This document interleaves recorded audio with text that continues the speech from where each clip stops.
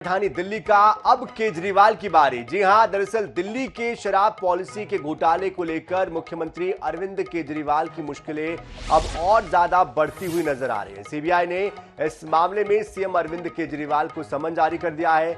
CBI 16 अप्रैल को यानी कि कल दिल्ली के सीएम अरविंद केजरीवाल से पूछताछ करेगी। इस मामले पर आम आदमी पार्टी का यह कहना है कि सीएम केजरीवाल सीबीआई के सामने रविवार को पेश होंगे। इधर इस पूरे मामले को लेकर विपक्षी दल की जो नेता है उनकी एकता दिखाई दे रही है। केजरीवाल के समर्थन में वो सभी नजर आ रहे हैं और इसी कड़ी में आरजेडी के नेता मनोज झा ने केंद्र सरकार पर जमकर हमला बोला। उन्होंने कहा कि विपक्ष की एकता और हार के डर से पीएम मोदी बौखला गए हैं।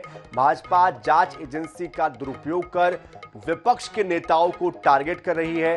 बिहार के मुख्यमंत्री नीतीश कुमार ने भी अरविंद केजरीवाल को एक ईमानदार और काम करने वाला मुख्यमंत्री बताया। उन्होंने केजरीवाल को समन दिए जाने पर अपनी नाराजगी जाहिर की। बता दें कि नई शराब नीति के मामले में सीबीआई दिल्ली के पूर्व डिप्टी सीएम मनीष सिसोदिया को पहले ही गिरफ्तार कर चुकी है। उन्हें 26 फरवरी को गिरफ्तार किया गया।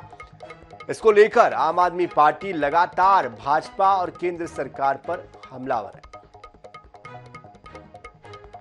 अरविंद केजरीवाल जी को भी पूछताछ के लिए सीबीआई बुलाने की कोशिश, उनको समन भेजा है। कमाल की बात है। मैं तो आग्रह करूंगा माननीय प्रधानमंत्री जी, माननीय गृह मंत्री जी, गैस चैम्बर में बंद कर दो देश के तमाम विपक्ष के नेताओं को, एक साथ खत्म कर दो नाजी स्टाइल में, कुछ भी ना बचे। आप तानाशाही रवैये से मर्जी से काम करते रहो। आपकी सत्ता जाती हुई आपको दिख रही है, तो आप क्या कर रहे हैं? आपने इन एजेंसीज को इस परिस्थिति में पहुंचा दिया कि उसको सिर्फ विपक्ष के घर दिखते हैं।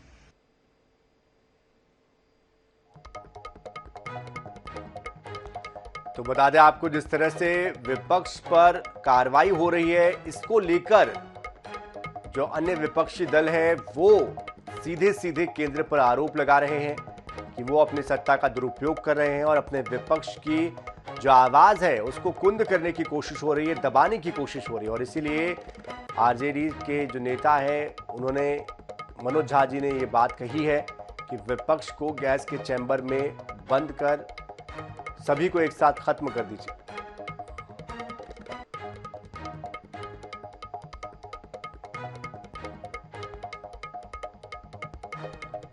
तो मनीष सिसोदिया जो कि डिप्टी सीएम थे दिल्ली के, उनको पहले ही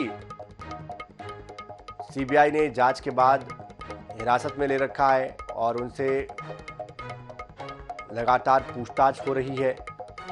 और कहा यह भी जा रहा है कि उनके खिलाफ पुख्ता सबूत है और इसीलिए उन्हें बेल मिलना मुश्किल है। वही इस मामले में अब अरविंद केजरीवाल जो कि दिल्ली के वर्तमान मुख्यमंत्री है, उनसे कल सीबीआई पूछताछ करेगी।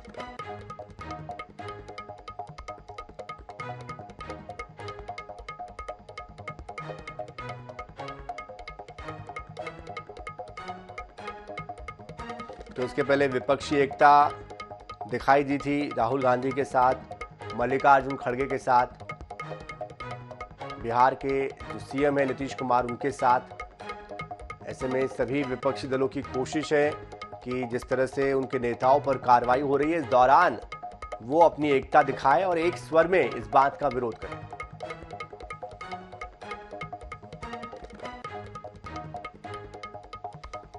तो दरअसल 2023 और 2024 दोनों ही चुनावी साल हैं।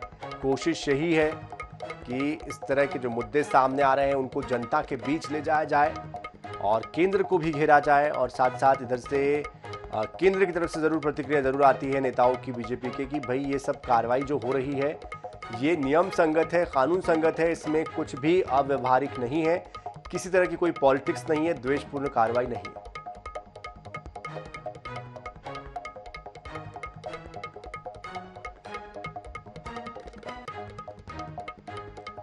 तो दिल्ली के शराब पॉलिसी घोटाले को लेकर मुख्यमंत्री अरविंद केजरीवाल की मुश्किलें और ज्यादा बढ़ती जा रही है। सीबीआई ने इस मामले में सीएम अरविंद केजरीवाल को समन जारी किया है। 16 अप्रैल यानी कि कल दिल्ली में सीएम केजरीवाल सीबीआई के सामने हाजिर होंगे। इस मामले पर आम आदमी पार्टी का यह भी कहना है कि सीएम केजरीवाल सीबीआई के सामने पेश होंगे और विपक्षी दलों के नेता केजरीवाल के समर्थन में नजर आ रहे हैं। एक तरीके का दबाव वो बना रहे हैं।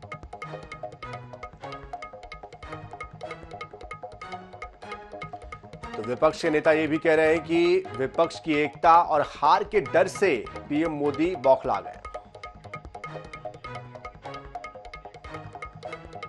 और इस खबर पर हमारे साथ आम आदमी पार्टी के प्रवक्ता इमरान लतीफ जुड़ चुके हैं। इमरान जी, जिस तरह से इसके पहले हमने देखा मनीष सिसोदिया का जो मामला सामने आया था, अब इसके बाद अब सीधे सीएम से पूछताछ हो रही है, इस समन को आप कैसे देखते हैं?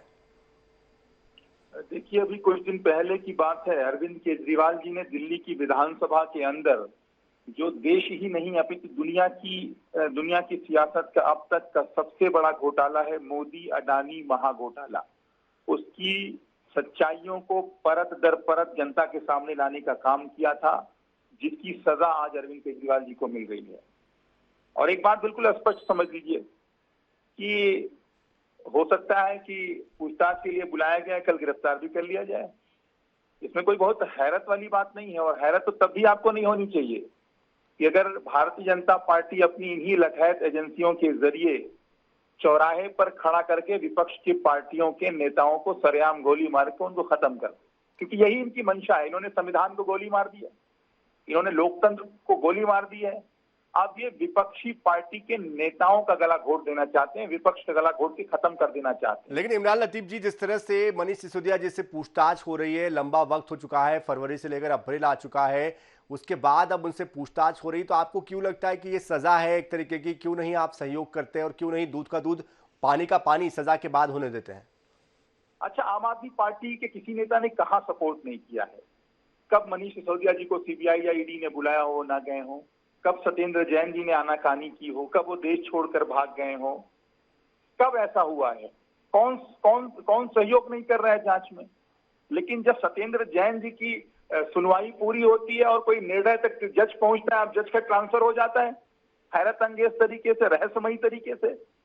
आप मनीष सिसोदिया जी के मामले में बात करेंगे, तथाकथित शराब घोटाले में अभी कोर्ट के अंदर तमाम जिनको आरोपी बनाया गया है सीबीआई और ईडी की तरफ से, उन्होंने क्या हलफनामा दिया है? चंदन रेड्डी, जिनको मार मार कर ईडी के अधिकारियों ने उनके कान का पर्दा फाड़ दिया। और क्यों? क्योंकि वो उनसे गलत बयान दर्ज कराना चाहते हैं, झूठा बयान दर्ज कराना चाहते हैं। और क्या दर्ज कराना चाहते हैं? क्या आम आदमी पार्टी के नेताओं का नाम ले लीजिए, आप बताइए। अभी तमाम लोग ऐसे हैं, किसी की छोटी बहन के साथ ज्यादती की जा रही है, उसको धमकाया जा रहा है, डराया जा रहा है, किसी के बूढ़े माँ बाप को परेशान किया जा रहा है। ये जो टॉर्चर की जो पॉलिसी अपना के रखा है ईडी और सीबीआई ने, नरेंद्र मोदी जी के कहने पर, भारतीय जनता पार्टी के कहने पर, ये क्यों किया जा रहा है? क्यों आम आदमी पार्टी को अननेसेसरी बदनाम करने के लिए झूठे तथ्य कोर्ट के अंदर पेश किए, ईडी सीबीआई कोर्ट के अंदर पेश कर रही है? आप बताइए, आपको याद होगा, आपने भी अपने चैनल पर चलाया होगा, जब मनीष जी को गिरफ्तार किया गया था कि 14 मोबाइल फोन तोड़ के फेंक दिए, 14 मोबाइल फोन तोड़ के फेंक दिए, 14 मोबाइल फोन तोड़ के फेंक दिए मनीष सिसोदिया ने। आज उन सारे मोबाइल फोन की डिटेल्स हम आपको दे रहे हैं। चलिए, आपसे आगे भी हम संपर्क साधने की कोशिश करेंगे। फिलहाल बहुत बहुत शुक्रिया हमारे साथ जुड़ने के लिए और तमाम बातों को रखने के लिए।